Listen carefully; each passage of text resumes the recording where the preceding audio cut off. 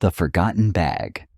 Salma was waiting at the bus stop after school when she noticed a small pink backpack left on the bench.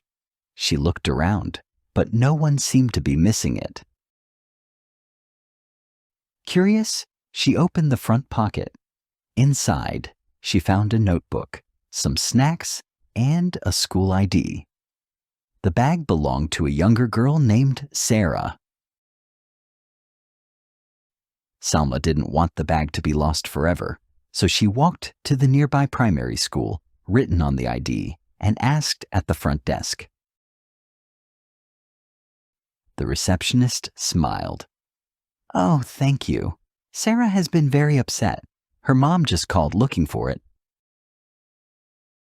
A few minutes later, Sarah came running with her mother. "Thank you so much," the mother said. "You're very kind." Salma blushed. "I just wanted to help. I know how it feels to lose something important." They all smiled. That small act made everyone's day a little better.